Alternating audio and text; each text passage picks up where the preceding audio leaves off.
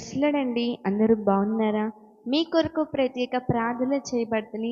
గర్భఫలం విషయంలో, అనారోగ్య విషయంలో, అప్పుల విషయంలో, కుటుంబ సమాధానం విషయంలో, వ్యసనాల పాలైంటే విడుదల పొందుకునే విషయంలో ప్రతి ఒక్కరి గురించి ప్రత్యేక ప్రార్థన చేయబడుతున్నాయండి. ఈ దిన వాగ్దానం చూద్దాం. యెషయా గ్రంథము 1వ అధ్యాయము 19వ వచనం. మీరు సమ్మతించి నా మాట వినిన యెడల మీరు భూమి యొక్క మంచి పదార్థములను అనుభవింతురు. ఇది వాగ్దానం ప్రతి ఒక్క బిడ్డ పట్ల నెరవేర్చబడును కాక. ఆమేన్. మీరు సమ్మతించి నా మాట వినిన యెడల భూమి యొక్క మంచి పదార్థాలు అనుభవిస్తాం. ఈ రోజున నువ్వు ఆయన మాట వింటున్నావా? ఆయన మాట వినగలుగుతున్నావా? ఈరోజు నువ్వు దేవుడి సన్నిధికి వచ్చి వింటున్నట్లయితే ఆయన మాట, ఆయన గద్దిస్తున్నట్లయితే ఈ మాట నాకు కాదులే వేరే వాళ్ళకి అని త్రోసిస్తున్నావా? ఈరోజు ఆయన నీతో సూటిగా మాట్లాడుతుంటే ఇది నా మాట కాదు, నాతో మాట్లాడట్లేదు ఈయన, వేరే వాళ్ళకి లేని సమర్థిస్తున్నావా? ఈరోజు ఆయన సూటిగా నీతో మాట్లాడుతున్నాడు. ఇప్పటికైనా విడిచిపెట్టు దాన్ని.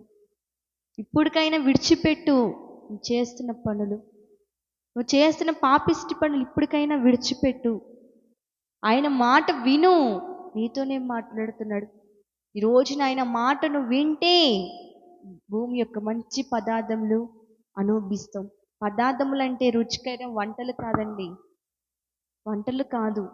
ఆయన ఏమంటున్నాడు? భూమి యొక్క మంచి పదార్థములు అంటే గొప్ప ఆశీర్వాదం నువ్వు అనుభవిస్తావు. ఆశీర్వాదంతో నువ్వు నింపుదాం అనుకుంటున్నాడు. ఎప్పుడు?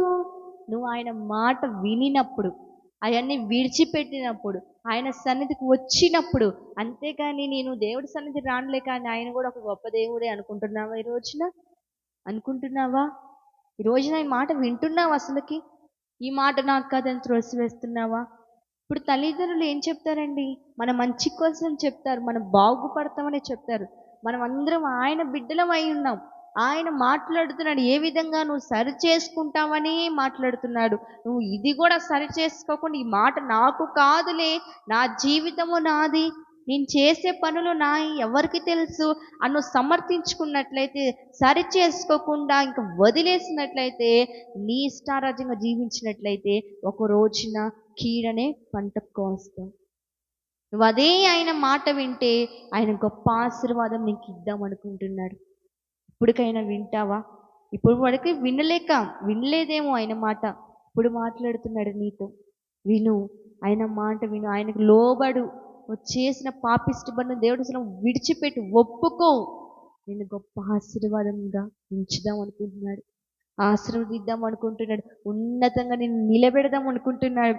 నువ్వు ఆయన మాట విన్నప్పుడు, ఆయన మాట విన్నప్పుడు, ఆ రోజున అబ్రహాము ఆయన మాట విన్నాడండి.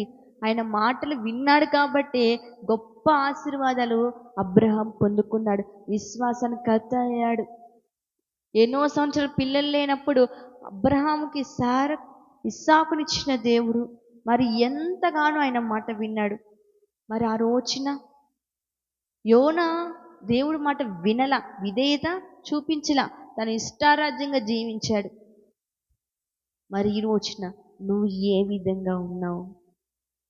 అబ్రహాం వలె దేవుడి మాట వినేలాగున్నావా?